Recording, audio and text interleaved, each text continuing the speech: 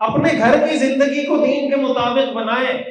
حضور علیہ الصلوۃ والسلام حضرت عائشہ کے بارے میں، یہ جو میں آپ کو حدیثیں سنا رہا ہوں نا، یہ ساری صحیح حدیثیں، صحیح بخاری اور صحیح مسلم کی حدیثیں، یہ ساری کوئی قصے کہانیاں، کوئی واقعات اور ضعیف حدیثیں نہیں سنا رہا.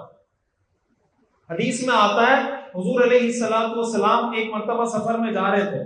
اب ہمارے یہاں ایک اور تصور پایا جاتا ہے، اگر کوئی شخص اپنی بیوی کو آئس کریم کھلانے لے جائے نا، یا کہیں سفر پہ جا رہا ہے، بیوی کو کہے کہ تم بھی میرے ساتھ چلو، ہمارے لوگ کیا کہتے ہیں، یہ کیا ہو گیا؟ آپ کو پتا ہے جو بھی کہتے ہیں کہ یہ وہ ہو گیا، پتا ہے نا آپ کو، یہ وہ ہو گیا، سفر پہ لے جاؤ بیوی.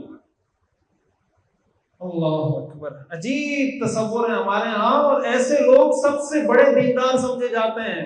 طرفہ تماشا یہ ہے، ایک آدمی ہے نا میلا کچیلا رہتا ہے، میلا کچیلا رہتا ہے، اور ایک آدمی ہے جو میلا کچیلا بھی رہتا ہے، اور پھر آپ اس کو کہیں کہ بھائی نہا لو، خوشبو لگا لو، کپڑے پہن لو، تمیز سے انسان بن کے رہو، تو وہ آگے سے اپنے اس گندے پن کو کہیں کہ میں تو ملنگ آدمی ہوں یار، ہم تو ایسے ہی سادے لوگ ہیں، بس گندے رہے. یہ گندا جو وہ کہتا ہے نا کہ میں ملنگ آدمی ہوں، اس کا مطلب میں نیک آدمی ہوں. یہ نہیں کہنا چاہ رہا کہ میں سادہ آدمی ہوں، اس کا مطلب نیک آدمی کی پہچان یہ ہوتی ہے کہ وہ گندا رہے. پسینے کی بدبو آ رہی ہے، حضور علیہ الصلوۃ والسلام کو شدید ترین نفرت تھی بدبو سے. اب اگر کسی کو کہیں بھائی نہا لیا کرو، ہمارے ہاں تو ایسے بھی لوگ ہیں جن کے ہاں بزرگ وہ سمجھا جاتا ہے کہ یہ بزرگ 2 سال تک نہیں نہایا، یہ 5 سال ہوئے نہیں نہایا، یہ 10 سال ہوئے نہیں نہایا. جو جتنا گندگی میں اعلیٰ درجے پہ ہوگا اتنا اعلیٰ درجے کا بزرگ. یہ ہمارے ہاں جو ملنگ فقیر بیٹھے ہوتے ہیں نا ادھر ادھر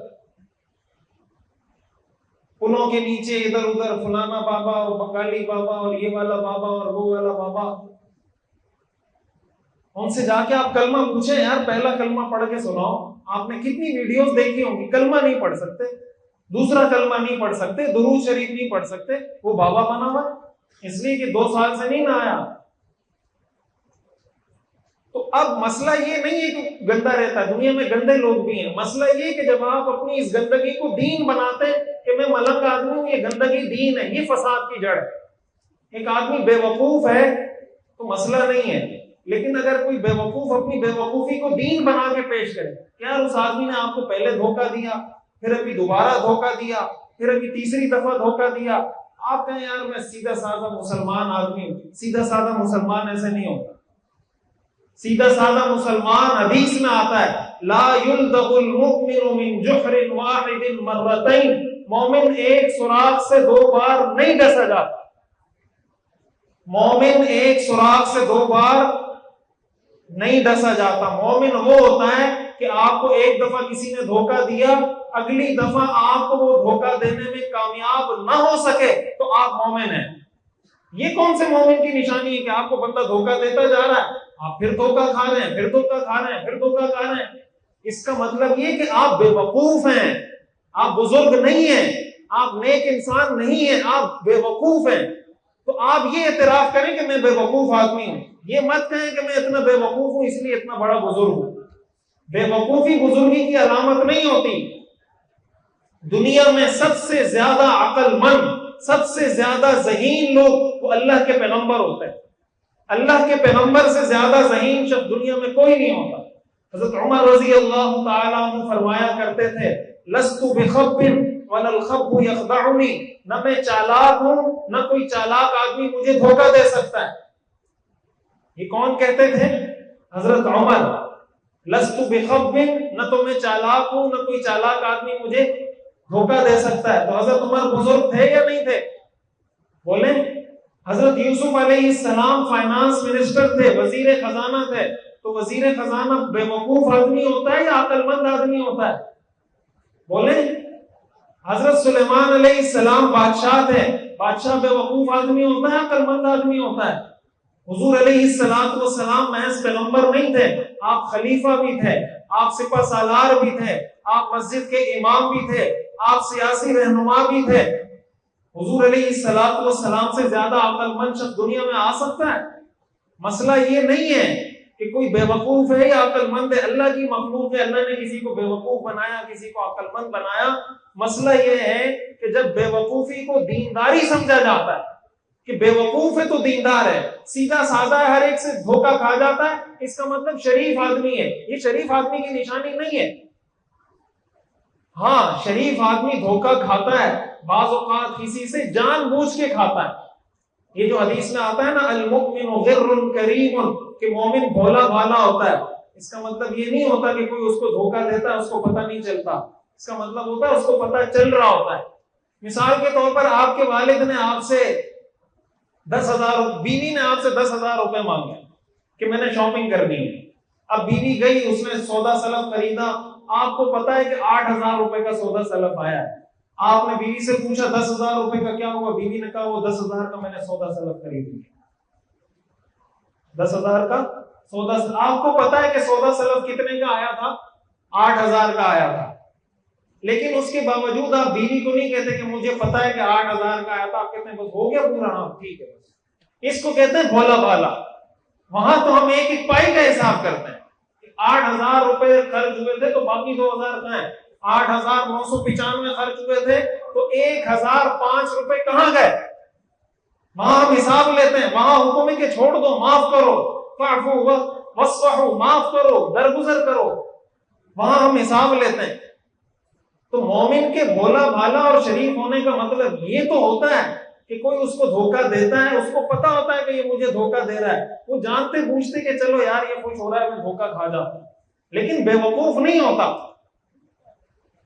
اسی کی مثال میں دے رہا تھا کہ اگر کوئی شخص اپنی بیوی کو آئس کریم کھلانے لے جاتا ہے، کوئی شخص گھر سے نکلتا ہے کہ میں اپنی بیوی کو ناران کاغان لے کے جا رہا ہوں، مری گھمانے کے لیے لے کے جا رہا ہوں، ہمارے ہاں اس کو کیا سمجھا جاتا ہے؟ اچھا سمجھا جاتا ہے. حضور علیہ السلام کی سیرت آپ پڑھیں. میں بار بار اس پہ زور دیتا ہوں کہ ہم سیرت پڑھیں، اللہ کے رسول کی زندگی پڑھیں. وہ اس لیے کہتا ہوں حضور علیہ السلام کی زندگی کا مشکل سے کوئی سفر ایسا ہوگا جس میں آپ کی کوئی زوجہ آپ کے ساتھ نہ ہو. یہ بات سمجھ میں آ رہی ہے؟ حضور علیہ السلام کی زندگی کا مشکل سے کوئی سفر ایسا ہوگا جس میں آپ کی کوئی زوجہ آپ کے ساتھ نہ ہو. آپ کے ہر سفر میں زوجہ آپ کے ساتھ ہوتی ہے، ہر سفر. حتیٰ کہ جنگ میں جا رہے ہوتے تھے، غزوے میں جاتے ہوئے بھی ازواج مطہرات میں کسی کو ساتھ لے کے جاتے. حدیث میں آتا ہے ایک مرتبہ غزوے سے واپس آ رہے تھے، حضرت عائشہ رضی اللہ تعالیٰ عنہ سے فرمایا کہ میرے ساتھ ریس لگاؤ. کس کو کہا؟ اپنی زوجہ کو کہا میرے ساتھ ریس لگاؤ. آج اگر کسی مولوی صاحب کو کوئی دیکھ لے نا بازار کے اندر، مولوی صاحب اپنی بیوی کے ساتھ خریداری کر رہا ہے، لوگ کہتے ہیں یہ مسجد کا امام ہے بازار میں گھوم رہا ہے. مسجد کے امام کا بازار میں کیا کام؟ مسجد کے امام کو تو کھانا بھی نہیں کھانا چاہیے. قالوا ما لهذا الرسول يأكل الطعام ويمشي في الاسواق. کافروں کا پیغمبروں پر اعتراض یہ ہوتا تھا کہ یہ کیسا رسول ہے، کھانا بھی کھاتا ہے بازاروں میں بھی جاتا ہے. یہ قرآن کی آیت ہے. رسول پہ کافروں کا اعتراض کیا تھا؟ ما لهذا الرسول يأكل الطعام ويمشي في الاسواق. یہ کیسا رسول ہے کہ کھانا بھی کھاتا ہے اور بازاروں میں بھی جاتا ہے. سورہ فرقان کی آخر میں اللہ تعالیٰ فرماتے ہیں کہ ہم نے جتنے رسول بھیجے ہیں الا انہم ليأكلون الطعام ويمشون في الاسواق، وہ سارے کھانا بھی کھاتے تھے، وہ سارے رسول، وہ سارے پیغمبر بازاروں میں بھی جاتے تھے. تو آپ کے نزدیک تو بازار میں جانا انسان کے گناہگار ہونے کی علامت ہے. آپ کے نزدیک، ہمارے نزدیک جو دینداری کا تصور ہے وہ تو یہ کہ وہ آدمی زیادہ دیندار ہوگا جو کسی مسجد کے کونے میں، خانقاہ میں اللہ اللہ کر رہا ہو، اس کو دنیا جہان کا کچھ پتہ نہ ہو. جتنا دنیا کے حالات سے بے خبر ہوگا اتنا اعلیٰ درجے کا بزرگ ہوگا. حضور علیہ السلام نے روم کے بادشاہ کو خط لکھا، فارس کے بادشاہ کو خط لکھا، یمن کے بادشاہ کو خط لکھا، مصر کے بادشاہ کو خط لکھا. حضور علیہ السلام کو صرف مکہ مدینہ کے حالات کا پتہ نہیں تھا. جب صحابہ نے ہجرت کرنا چاہی، صحابہ نے پوچھا ہم کہاں ہجرت کریں؟ حضور نے فرمایا حبشہ کی طرف ہجرت کرو. حبشہ میں ایک ایسا بادشاہ ہے جس کے ملک میں کسی پر ظلم نہیں ہوتا. حبشہ افریقہ کے اندر ہے، مکہ ایشیا کے اندر ہے. حضور علیہ السلام رہتے ایشیا میں تھے، حالات کا پتہ افریقہ کا بھی تھا. رہتے ایشیا میں تھے، حالات کا پتہ افریقہ کا بھی تھا.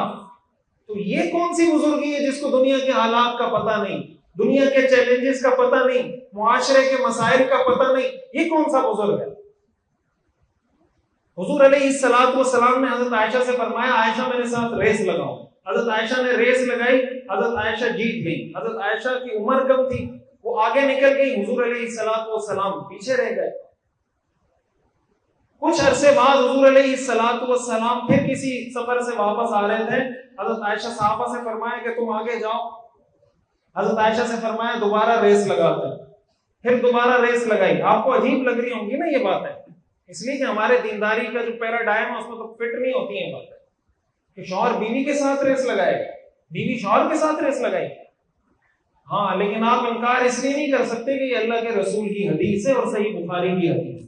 انکار کرنا ہے تو حدیثوں کا انکار کریں گے، اور اگر کہتے ہیں کہ دیندار ہیں تو پھر اس دین کو مانیں. یہ بخاری کی حدیث ہے. یہ غیرت اور بے غیرتی کے معیارات تبدیل کریں. غیرت اور بے غیرتی کا معیار ہماری زبان، ہمارا کلچر، ہماری ثقافت نہیں ہے. غیرت اور بے غیرتی کے معیارات اللہ کے رسول کا لایا ہوا دین ہے.